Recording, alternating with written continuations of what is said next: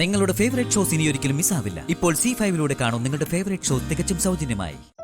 വലിയ ക്ഷേത്രത്തിൽ പോയതായിരുന്നു എന്ന് പറഞ്ഞിട്ട് പോലും എന്തോ വലിയ തെറ്റ് ചെയ്തെന്ന പോലെയല്ലേ ചെകിട്ടത്തടിക്കാൻ നോക്കിയത്. ചേച്ചി എന്നിട്ടും ഒരക്ഷരം മാർത്ത് പറഞ്ഞതുമില്ല. എന്തോ വലിയ തെറ്റ് കാട്ടിയെന്ന ഭാവത്തിൽ നിന്നു. ഭാര്യ ഭർത്താക്കന്മാർക്കിടയില് പല പ്രശ്നങ്ങളും ഉണ്ടാവും. വഴക്കും അടിയും ഒക്കെ ദാമ്പത്യ ജീവിതത്തിന്റെ ഒരു ഭാഗം തന്നെയാണ്. അരുതി, നീയും മുരളിയായിട്ട് തന്നെ എന്തൊക്കെ വഴക്ക് നടന്നിരിക്കുന്നു. ആ സന്ദർഭമൊക്കെ വേറെയാ. ചേച്ചി പ്രസാദേട്ടനൊന്നും ഞങ്ങളുടെ കാറ്റഗറിയിൽ പെട്ടവരല്ല. ആവശ്യമില്ലാത്ത ഒരു സംസാരം പോലും നിങ്ങൾക്കിടയിൽ ഉണ്ടായിട്ടില്ല. വഴക്കോ ബഹളോ ഇന്ന് വരെ ഞങ്ങൾ കണ്ടിട്ടുമില്ല. എന്നിട്ടും പിന്നെ നിങ്ങൾക്കിടയിൽ എന്താ സംഭവിച്ചത്? വലിയച്ചി അത് പറയേ. പറ ചേച്ചി, മറച്ചു വെക്കാതെ പറയേ. പരസ്പരം ഒന്നും മറച്ചു വെക്കാത്തവരല്ലേ നമ്മള്. അത്രയ്ക്ക് ആഴത്തിൽ അറിയുന്ന കൂടപ്പിറപ്പുകൾ. പറയാനും മാത്രം ഒന്നുമില്ല, മറച്ചു വെക്കാനും ഒന്നുമില്ല. സത്യം. വാ, ഭക്ഷണം കഴിക്കാം.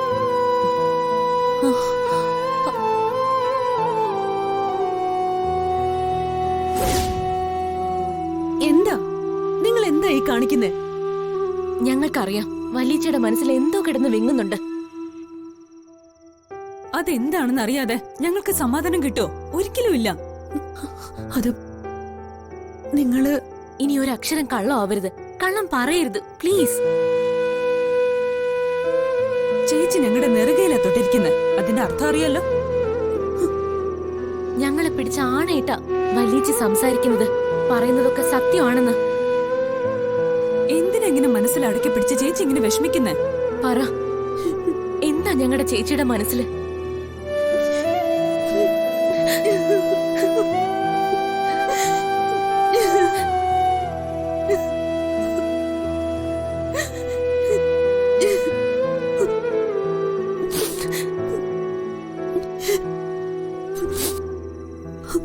മനഃപൂർവ്വം ഒന്നും പറയാതിരുന്നതാ ഞാൻ. നിങ്ങളെ കൂടി വിഷമിപ്പിക്കണ്ടെന്ന് കരുതി. ചേച്ചി പറയാതിരിക്കുന്നതാ ഞങ്ങളുടെ വിഷമം. പറയാം.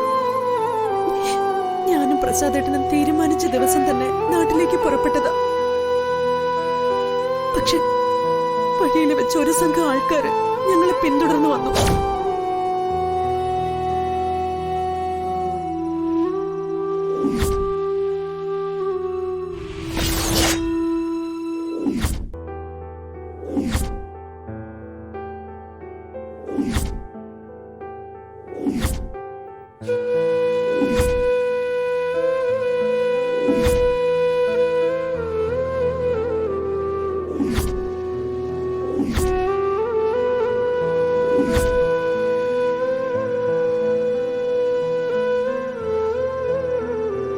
എനിക്ക് നേരെ കൂടുതൽ ആക്രമണങ്ങൾ ഉണ്ടായാലോ എന്ന് ഭയന്ന പ്രസാദേട്ടൻ നാട്ടിലേക്ക് പോലും കൊണ്ടുപോകാതെ ഇവിടെ തന്നെ നിർത്തിയത്.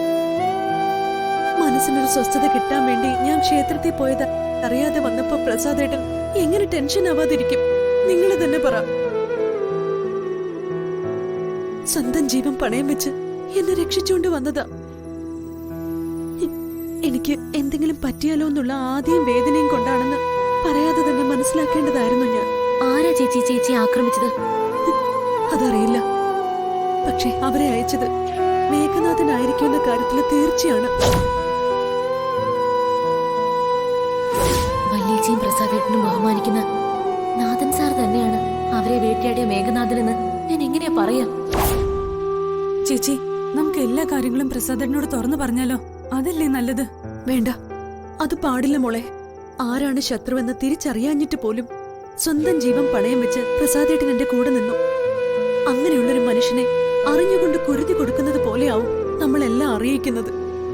എന്നാലും ചേച്ചി, പാടില്ല മോളെ. ഈ കുടുംബം നമുക്ക് ആശ്രയവും അഭയവും തന്നു.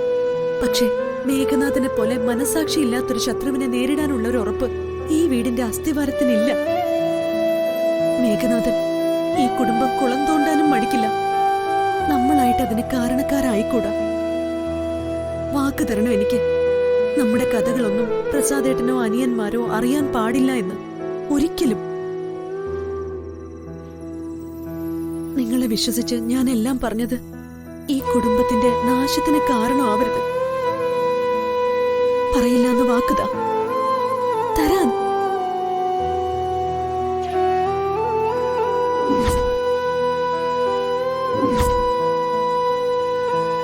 ഞങ്ങളായിട്ടൊന്നും പറയില്ല. വാക്ക്.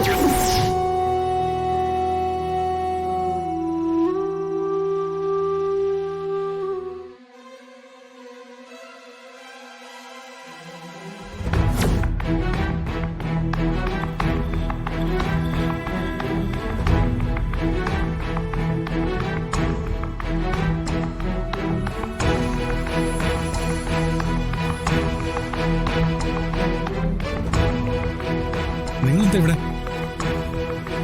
എന്താ ചെയ്യുന്നേ? എന്താ അരുതി? എന്താ ആര്യ? നിങ്ങൾ ഇങ്ങനെ വിഷമിക്കുന്നേ? കാര്യം പറ.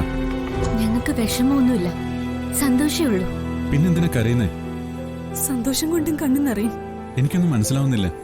ഞാൻ അഞ്ജലിയെ തല്ലാൻ പോയതിന്റെ വിഷമമാണോ? അപ്പൊ ഞങ്ങൾക്ക് വിഷമം തോന്നിയിരുന്നു. വല്യച്ചയുടെ ദേഹത്ത് ആരെങ്കിലും ഒരു നുള്ളു പൂഴി വാരിയിട്ടാലും ഞങ്ങൾക്ക് സഹിക്കില്ല. അങ്ങനെയുള്ള ഞങ്ങളുടെ മുമ്പിൽ വെച്ച് പ്രസാദേട്ടൻ വല്യച്ചയെ അടിക്കാനാഞ്ഞപ്പോ സഹിക്കാൻ കഴിഞ്ഞില്ല. അതാ ചേച്ചിയോട് തന്നെ അതിന്റെ കാര്യം ചോദിക്കാന്ന് കരുതിയത്. ചേച്ചി പറഞ്ഞുവല്ല, എല്ലാം പറഞ്ഞു ഞങ്ങളോട്. ഇത്രയും നാള് ഞങ്ങൾ ഓർത്തിരുന്നത് ഈ ലോകത്ത് വല്യച്ച ഏറ്റവും കൂടുതൽ ഇഷ്ടപ്പെട്ടിരുന്നത് ഞങ്ങളാണെന്നാ. പക്ഷെ ഇന്ന് മനസ്സിലായി അത് പ്രസാദേട്ടനാണെന്ന്. സ്വന്തം ജീവൻ കൊടുക്കാനും തയ്യാറായില്ലേ? സ്വയം രക്ഷപ്പെട്ട് ഓടാൻ അവസരം ഉണ്ടായിട്ടും വിട്ടുകളയാതെ ചേർത്ത് പിടിച്ചില്ലേ? എത്ര നന്ദി പറഞ്ഞാലോ മതിയാവ്? ഞാൻ എന്റെ കടമ ചെയ്തോന്നേ ഉള്ളൂ. അഞ്ജലിക്ക് വേണ്ടി അത്രയെങ്കിലും ചെയ്യാൻ കഴിയുമെന്നുള്ളത് എന്റെ സന്തോഷമാണ്. അത് തന്നെയാ പ്രസാദേട്ട യഥാർത്ഥ കരുതലും. ഞങ്ങൾക്ക് വേണ്ടിയാ വല്യച്ച എന്നും ജീവിച്ചിരുന്നത്. പകരം എന്തു കൊടുത്താലും മതിയാവില്ലെന്ന് ചിന്തിച്ച് സങ്കടപ്പെട്ടിട്ടുണ്ട്. ചേച്ചിയുടെ ജീവിതത്തെ പൊതിഞ്ഞു പിടിക്കാൻ, സംരക്ഷിക്കാൻ ആത്മാർത്ഥതയും കൂറുള്ള ഒരാൾ വരണമെന്ന് ആഗ്രഹിച്ചിട്ടുണ്ട്, പ്രാർത്ഥിച്ചിട്ടുണ്ട്. പക്ഷേ ഇത്രയും നല്ലൊരാളെ കിട്ടുമെന്ന് ഞങ്ങൾ പ്രതീക്ഷിച്ചതേയില്ല. എല്ലാ കാര്യങ്ങളും നിങ്ങൾ വിചാരിക്കുന്ന പോലെ അല്ല കേട്ടോ. നിങ്ങൾക്കറിയാത്ത പല കാര്യങ്ങളും ഉണ്ട്. ആയിക്കോട്ടെ, എന്നാലും പ്രസാദേട്ടൻ എന്നും അഞ്ജലി ചേച്ചിയുടെ കൂടെ ഉണ്ടാകില്ലേ? നിങ്ങൾ വിചാരിക്കുന്ന പോലെ ഞാൻ അഞ്ജലിയെ താലികെട്ടിയ ഭർത്താവെന്നല്ല കുട്ടികളെ. ഈ കരാർ കാലാവധി എന്നുവരെ ഉണ്ടാവുന്ന പോലും നിശ്ചയമില്ല. പ്രസാദേട്ടാ, ചേച്ചിയുടെ കൂടെ ഉണ്ടാവില്ലേ എന്നും? അഞ്ജലി ആഗ്രഹിക്കുന്ന കാലം വരെ ഞാൻ ഉണ്ടാവും, താങ്ങായും തണലായും കൂടെ തന്നെ. അതുപോലെ മതി, വാക്ക് താൻ ഞങ്ങൾക്ക്. അതെ, വാക്ക് തരണം. വാക്ക്. ഞാനായിട്ട് അഞ്ജലിയെ വിട്ടു പോകില്ല, എന്നും കൂടെ ഉണ്ടാവും. താങ്ക് യു പ്രസാദേട്ടാ. ഒത്തിരി താങ്ക്സ്. ഇനി ഞങ്ങൾക്ക് സമാധാനമുണ്ട്.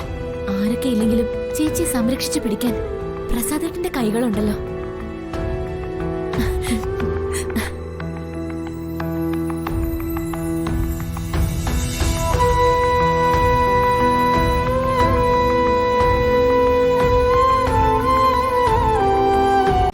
ഡൗൺലോഡ് ചെയ്യൂ C5 ആപ്പ്. കാണൂ എല്ലാ എപ്പിസോഡുകളും സൗജന്യമായി.